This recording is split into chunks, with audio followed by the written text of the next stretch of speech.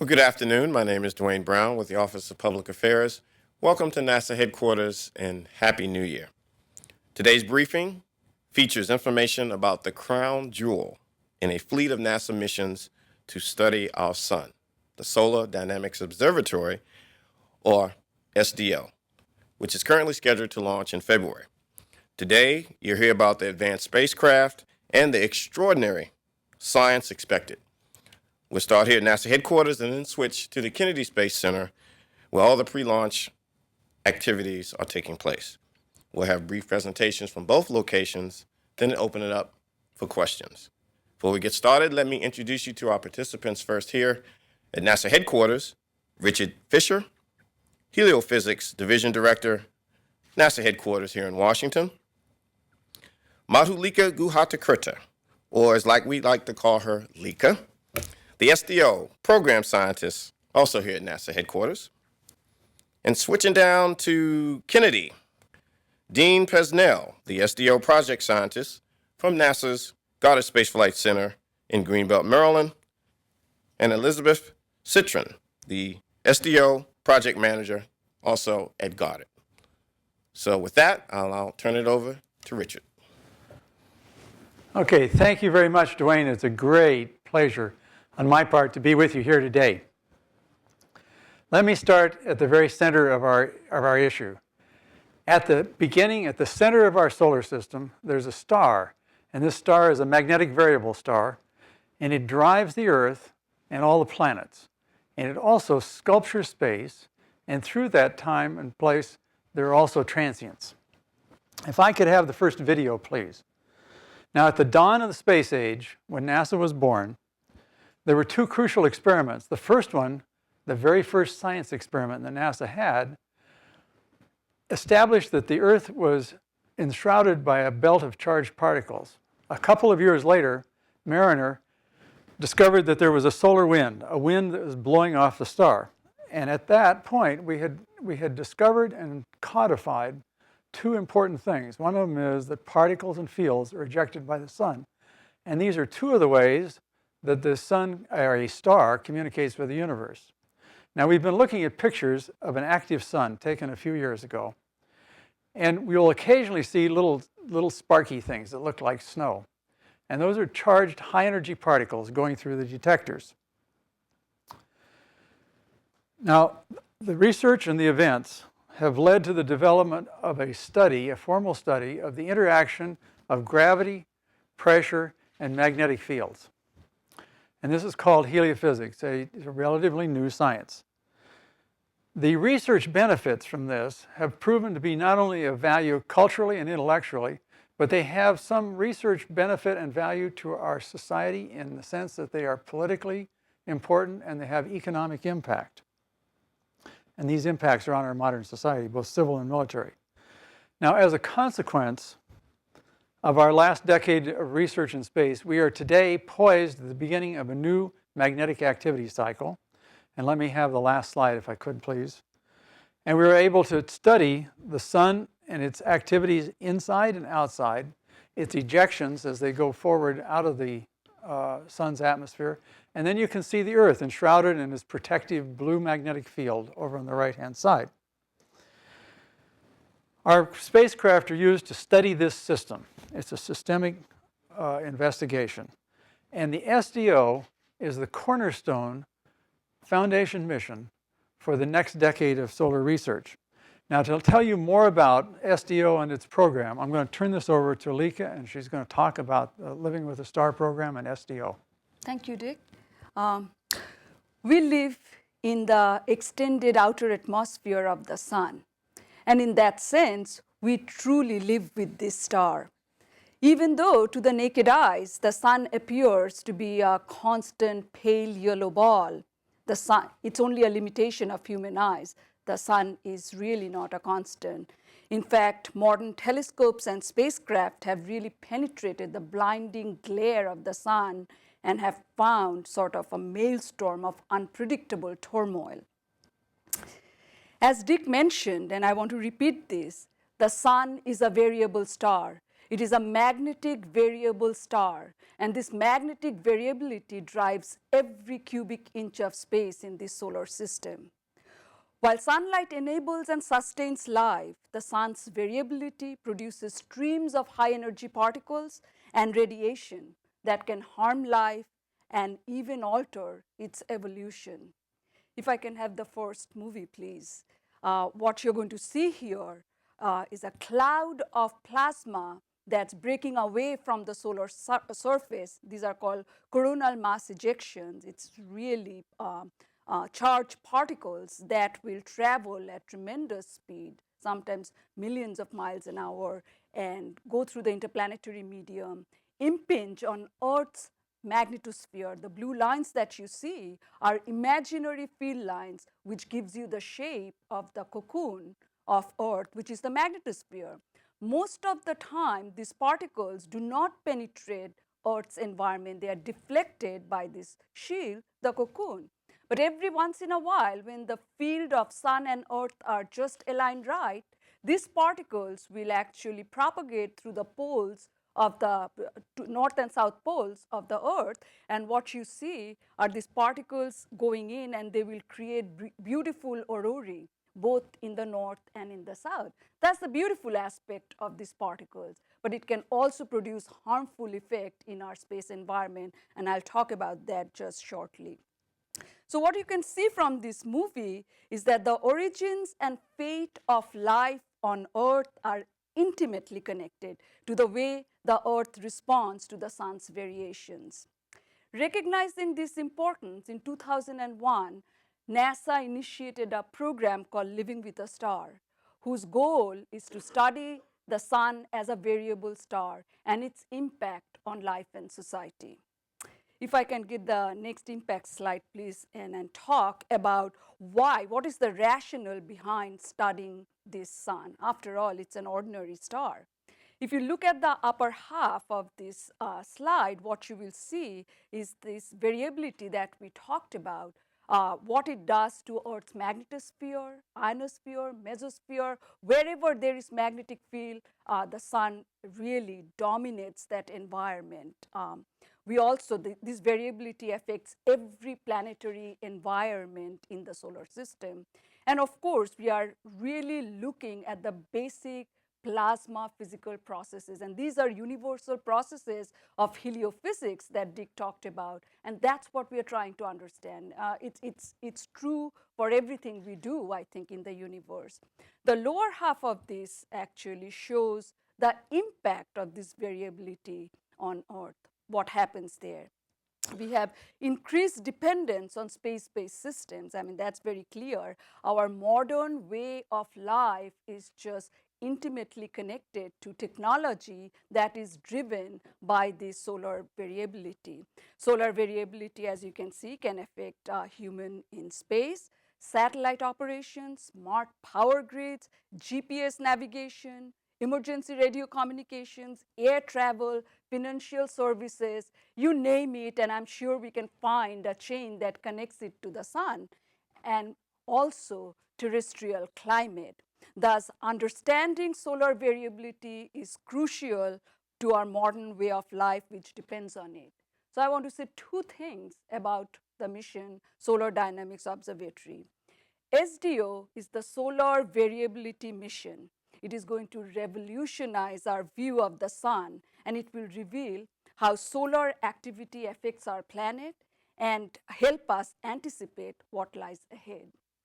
SDO is designed to probe solar variability unlike any other mission at NASA or even internationally. It will observe the sun faster, deeper, and in greater detail than any previous observations, breaking barriers of time, scale, and clarity that have long blocked progress in solar physics. And I'm going to pass it on to Dwayne now. Okay. Thank you, Richard and Lika. Now we'll switch down to the Kennedy Space Center, where Dean and Liz, go ahead. All right. Thanks, Dwayne. I'm Dean Pesnell, the project scientist of SDO. Together with our science team partners at the University of Colorado, Stanford University, and the Lockheed Martin Solar and Astrophysical Laboratory, we will run SDO, analyze the data, and produce the science of SDO. So I'm here today to talk about some of the science we will do with the instruments. First, let's look at an image of the spacecraft. Here we see the helioseismic and magnetic imager, HMI, the atmospheric imaging assembly, AIA, and the extreme ultraviolet variability experiment.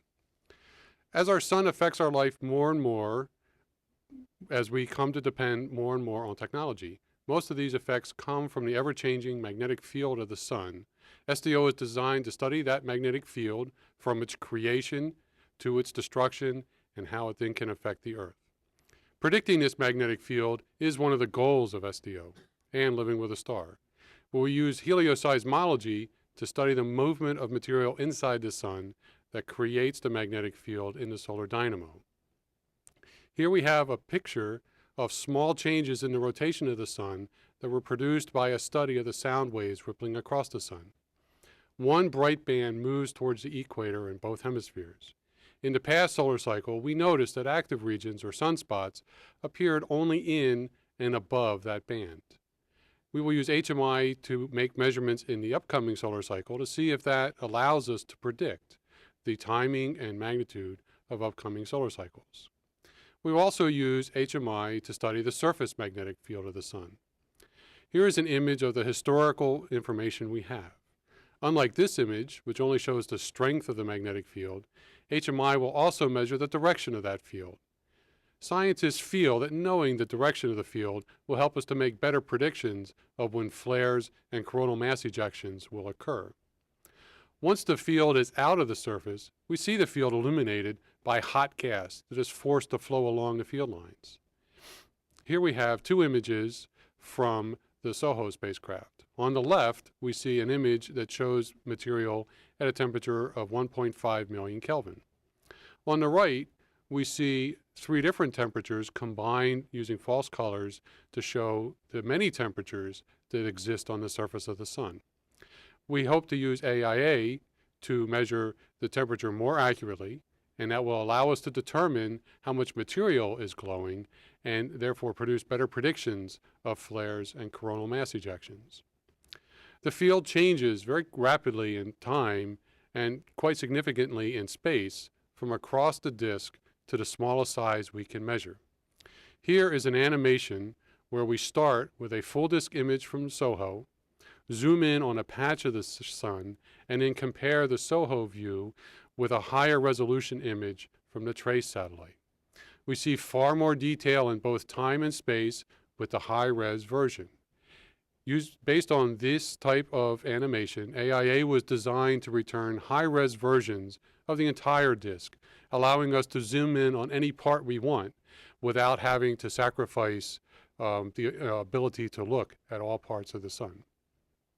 The third instrument, EVE, measures the extreme ultraviolet emissions of the sun, which create the ionosphere and are involved in many space weather applications.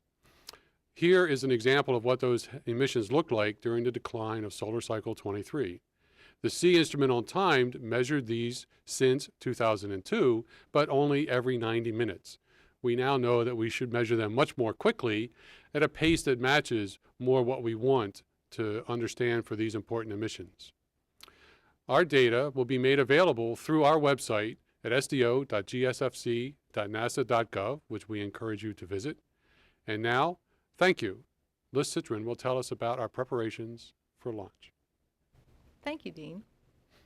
After completing more than 6 months of environmental testing and performance verification at Goddard, SDO was packed up and shipped to the launch site processing facility by truck. We arrived in the rain. SDO is processing at Astrotech, a commercial processing facility about 10 miles from Kennedy Space Center. After arrival and waiting out the storm, SDO's moved into a clean room at Astrotech for final testing. You see, we need to make sure that the observatory survived the trip down to Florida without any problems.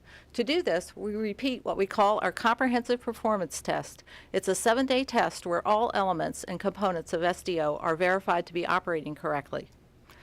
This next photo shows SDO in its test configuration. We're horizontal so that we can shine light into the instrument telescopes. Another step in our testing is testing our deployment mechanisms. Here you see our high-gain antennas being deployed. We also deploy the solar arrays, and we pop the doors on the instrument telescopes. After we've confirmed that everything is okay with SDO, we fuel. This is a 6-day hazardous operation performed by trained personnel in scape suits, protective suits with their own air supplies. And at this point, we're ready to start our integrated flow with the rocket. We're launching on an Atlas V rocket. This photo shows the Atlas rocket already stacked at the VIF, the Vertical Integration Facility. The photo shows the Centaur second stage being lifted onto the Atlas booster. And that's where we are right now in the flow. The next step for SDO is encapsulation. This is occurring right now at Astrotech. Then, protected by the fairing, SDO will be transported to the VIF and lifted on top of the Atlas stack and mated to the rocket. After a couple of weeks of testing and final closeout activities, we launch. SDO's launch date is February 9th at 10:26 in the morning. If we can't launch on that day for weather or some other reason, we'll try the next day. SDO can launch pretty much any day of the year. Let's watch this animation of launch in early orbit. Here's SDO in the fairing on the rocket. The rocket's on the pad. Ignition, liftoff. The Atlas first stage takes us through the boost phase and then falls away. The second stage Centaur burn starts right before fairing jettison, about 4 minutes into flight. We stay on the rocket for almost 2 hours. Then the Centaur points us in the right direction, burns again, and we separate from the rocket. This is a critical time for SDO. We must deploy our solar rays and point to the sun quickly to get power to our spacecraft. Then we breathe a sigh of relief. We have a 2-month commissioning period where we methodically test all of the spacecraft components and our instruments. Also at this time, SDO is using its propulsion system to move into our geosync orbit. Finally, SDO is fully checked out. We're on station, we're pointed at the sun, and we're sending back amazing data and images of the sun at the rate of 1.5 terabytes per day. Unbelievable. And we're going to do this for 5 years or more. We can't wait for this data to start flowing. Thank you. Okay, well, thank you all. And we're going to open it up for questions, but I would like to make one statement.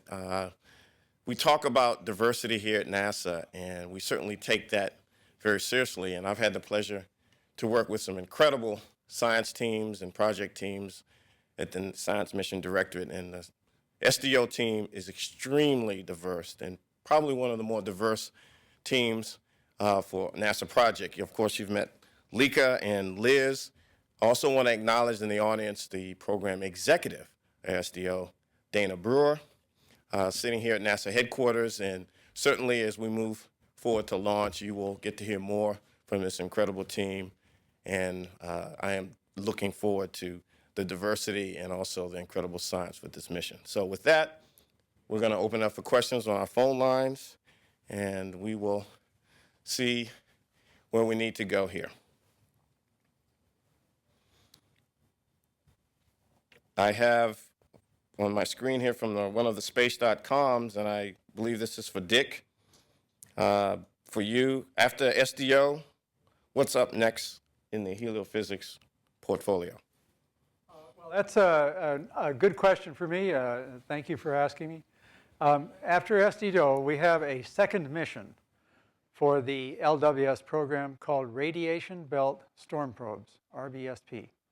And that's a back to the Van Allen belts mission. We're going to try and resolve some of the ambiguities of space and time with a 2-spacecraft mission that will be going through the magnetosphere at the same time SDO is observing.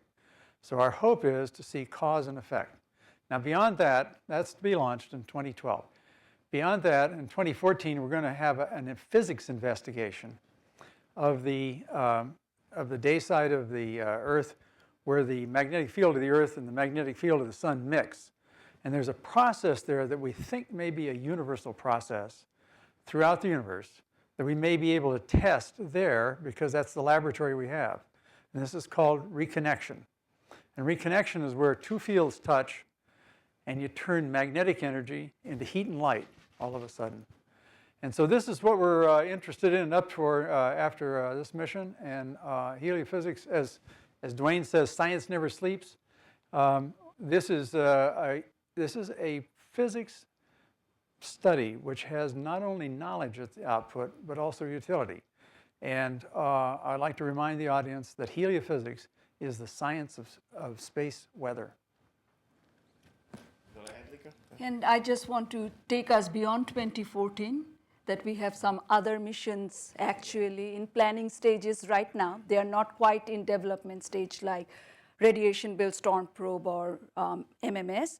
We have a NASA, all NASA mission called Solar Probe Plus. And this is a mission that's actually going to visit the sun. It will be in the corona, the eclipse pictures that we see, it will be in that vicinity to actually really sample the material there instead of doing remote sensing observation. We also have a notional mission right now, which is in partnership with European Space Agency called Solar Orbiter, which will be out of the ecliptic and about 0.25 AU, really giving us a different perspective of the sun. Okay, I have a couple of more space.com questions on my screen, but we're going to go to the phone lines now. And first up will be Rachel Cortland from New Scientist. Rachel? Yeah, hi. I'm sorry if you're going to be repeating yourself, but the phone line cut out for a while. I was wondering if you could say what the overall cost of the mission is, and also if you could explain in more detail what SDO will be looking at and its capabilities compared to previous orbiters, how it's going to improve things. Okay, Dick, you want to start that, and then maybe Dean and others can chime in with the science. Well, I can take a cut at your costs. The SDO mission had a final confirmed price of, I think, about $808 million. We've had a slight delay, and well, it's a considerable delay, and we put money into maintaining that. So I think that the cost to complete plus the science investigation is going to be around $848 million. Now, Dean really needs to comment about the comparison, because the comparison of SDO to previous missions is really fantastic. Yes, thanks, Rachel, for your question. Let me talk about the ultraviolet, the extreme ultraviolet images. That's probably the place where we make a largest impact on a difference. When we look at the SOHO instrument, we measured things on a certain size detector, 1,000 by 1,000 pixels. We're going to be measuring them on a 4,000 by 4,000 pixel detector. So that's the first difference, is we're going to be able to see smaller features within the full disk images. But the most significant change is simply going to be we're sending down so many more images of the sun. We're going to send down an image from AIA every 1.25 seconds. If we look at the comparison with SOHO, the best was about every 12 minutes. And if we look at the stereo spacecraft, which is orbiting the sun now, it would be about every 3 minutes. So we're looking at things in a much higher time cadence. And what we've noticed with other spacecraft that ran at these higher cadences is that the sun changes every time we look at it. The sun's never the same. So when we take these pictures every 1.25 seconds apart, and then we compare them with the same wavelength every 10 seconds, we're going to see that the sun changed in the pictures. We'll also be able to start with the full size of the sun and then go down to the smaller scales without having to get rid of the information from the full disk. So when we look at satellites such as the TRACE satellite, the TRACE was able to look at very high resolution pictures. As a matter of fact, we used that in the animation I showed, but it only could look at one small part of the sun. With AIA, we'll be able to look at the whole sun and zoom in on the interesting bits. Now, we also have an instrument called HMI, which is a helioseismic magnetic imager, and that builds on the SOHO spacecraft MDI instrument, and it also builds on stuff that we've derived from the GONG network on the ground. What we learned from MDI was we can't do the onboard processing of the data to do a data compression to make it easier to send it to the ground. We really need to get all of the filtergrams, the actual pictures of the sun, so that we can send them down and study the sound waves from scratch. And that is why we're in the special orbit we're in, so that we can maintain the constant contact with the spacecraft. And then the third instrument builds on the EVE instrument, builds on the fact that the C instrument on timed was designed more or less to make daily measurements of the extreme ultraviolet irradiance of the sun. And we learned very quickly that that was just not adequate. We really needed a much higher time cadence for those measurements as well. So EVE is going to make a measurement about every 10 seconds. Does that address your concerns?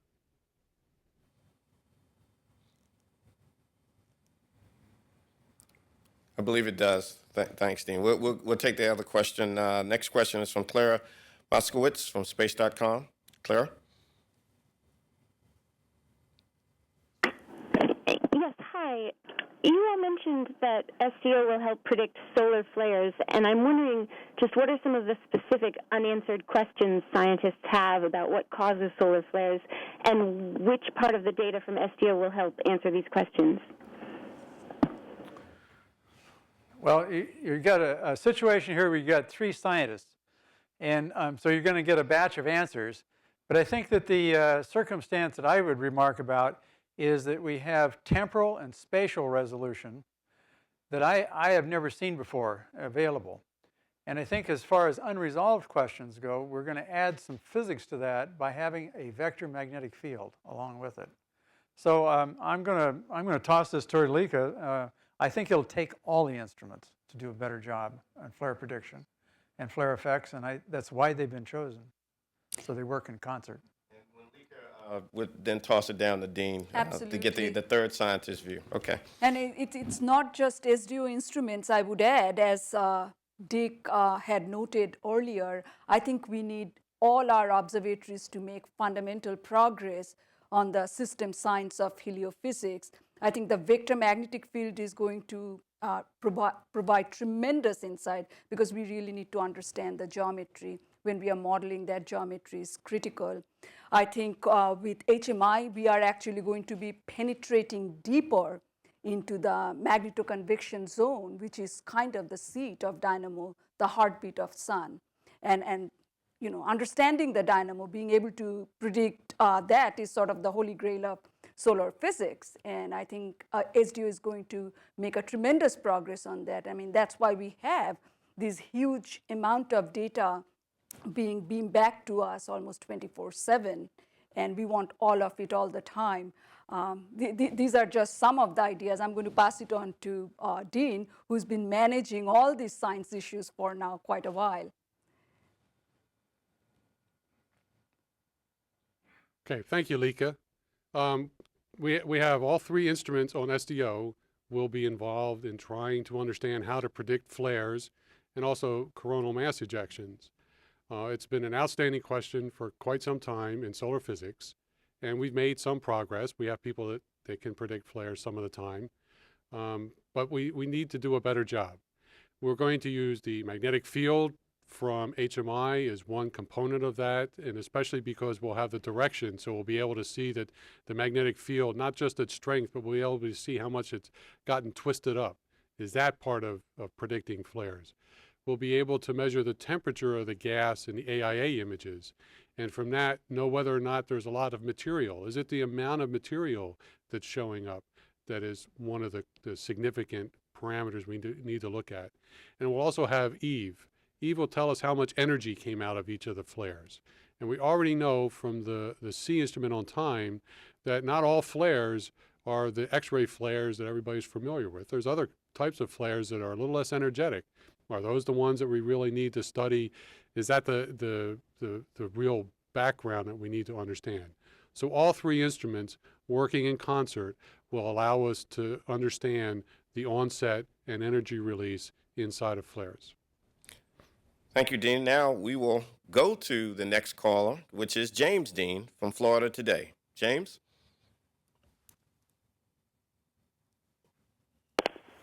Hi, Hi, thank you very much. For our headquarters panelist, I was wondering if you could just talk a little bit more about the vulnerability of spacecraft and some of the other modern systems you mentioned, like the power grid, to these high-energy particles. Could you cite any incidents where this type of damage has occurred and how common it is? And also, is it something that generally can be protected against in some effective way, or how would SDO's investigation help reduce that vulnerability? Well, I can start on that, but I think that it may take some help from Dean or from Lika. In the past, the issue has been charging of spacecraft from the standpoint of they collect a lot of electrons on the outside, and you get a charged spacecraft, it discharges through it. And so you can partially mitigate that by construction. You can also partially mitigate that by shutting it down. So if you have knowledge, this is a case where you can take action on the basis of knowledge. This is actually fundamental space weather. The other place that there are impacts are in communications and navigation. Half of the communications of the Earth are still in high frequency radio transmissions. And these are modulated by the ionosphere flapping up and down, and it changes the path length. And this has been known since the beginning of radio. And the communicating from someplace to someplace down on the equator has this problem. And if you can forecast that, you can choose some other thing, you can do it. Now, power grids are something that have grown up, intercontinental energy transmission lines, are things that have grown up over the past 50 to 100 years. And they're conductors that are on top of a magnetic field. So when we have a big blast of particles, a conductor moving through a magnetic field generates a current.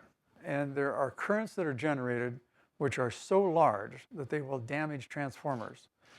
Now, we have so many power systems linked together at the present time that they run dependently upon each other. And if one goes down, the other one tries to pick up the load, the other one picks the load, blah, blah, blah. And somewhere you have a little glitch that shorts out a transformer, and it takes down a great big part of the power system. And this has been studied by the National Academy of Sciences, and it's thought to be that it is a certain likelihood that a couple times during a solar cycle we'll have something called a GIC.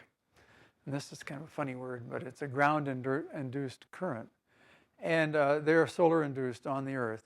And these, if you have knowledge that such a thing is likely, you can adjust the power system to avoid difficulties. I'm sure I've left out other things.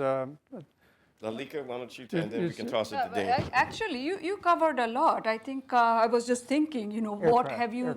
Aircraft. So high altitude aircraft, polar routes, these particles that you see, when these particles actually enter Earth's magnetosphere, I mean, if these are high energy particles, they'll have radiation effect or, single even upset, or it causes communication disruption. So your high altitude aircraft will be affected by these particles. The other effect of these high energy particles, galactic cosmic rays, which is again kind of varies with the solar cycle, is of course it directly affects human in space, especially human if they are not protected by Earth's magnetosphere. So when we are thinking of voyages to moon or beyond to Mars, I think prediction of these high Z particles becomes really very, very important. Dean,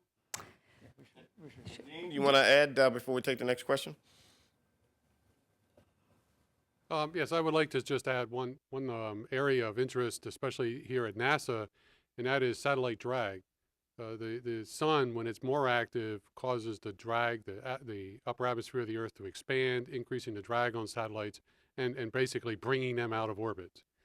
In this past minimum that we've had, the Earth's atmosphere has actually contracted so much that we're in a period of time unlike any before. We're not seeing any drag on the satellites. And worse than that, we've had major amounts of debris left in our low Earth orbit satellites, and we're not cleaning that debris out. So the satellite drag is very important for NASA and for other people that operate satellites, especially in low Earth orbit. And I think that would be all I'll say. Okay, I'll go to the my screen here. I believe this is for Dean. Question: when do you expect the first data or images, if any, to come down from the spacecraft once it's checked out? We get about 30 days to move the orbit into geosynchronous orbit. We're in an inclined geosynchronous orbit at the longitude of New Mexico. And so we are in constant contact with the spacecraft. And it takes about 3 weeks to 4 weeks to get into that orbit. At that point, we start opening the doors on the instruments and start doing our tests of the instruments to make sure that they made it into orbit and are doing fine. And we get about another 4 weeks. So about 60 days after launch is when we expect to be able to release science data. Okay, my last question here on the screen, and this is a question for everyone. So we're going to start with Liz, Dean, and then come up with Lika and let Dick have the final words. But the question is, what are each of you all's personal thoughts after waiting for the launch and feeling that you're very close to launching the crown jewel of heliophysics? Your personal thoughts on that. And we'll start with you, Liz, and then Dean. Okay. Well, Dwayne, I have mixed feelings. This is my baby, and it's very hard for me to push it out on its own. So, but I'm proud that it's my baby. I know it's going to perform. I know it's just going to be wonderful. So, as I say, mixed feelings, anxiety and pride. Dean? Okay. Well, we're just waiting. We know how much SOHO and other spacecraft have revolutionized solar physics. SDO has been designed to take advantage of what we learned from those missions. And I see this as a revolutionary mission, and the data that SDO produces in 5 to 10 years, we're going to be looking back and just amazed at what we learned from it. So I'm waiting to be amazed. And Lika? Well, I think my emotions are also kind of mixed like Liz's. I think I have been part of Living with a Star from its inception. And to see actually the first mission of this program, happen is just exciting. And I think I feel really fortunate. It's not very often that it happens in one's career that you can be part of a concept and then actually go through the process of building the spacecraft, launch it, wait for data, and see the results of exciting science and really entering the next generation, I think, of heliophysics. And Dick? Well, I'd have to echo the things that people said, but I think it should be noted that this team, in my opinion, is the very best in the world. And for me, it's been an enormous privilege to be involved from the beginning, and I'm very grateful for that opportunity. And that's going to wrap it up. It's always good to end on really passionate personal feelings on the SDO launch and this mission. I want to thank you all for joining us. I also want to mention that there are some incredible education and outreach activities that will be taking place before the launch, so we can check your website at www.nasa.gov. This is an incredible team. Stay tuned for the crown jewel. And Dick already said it, but I've got to end it here. When it comes to studying the sun, science never sleeps. Thanks for joining us, and we'll see you in February.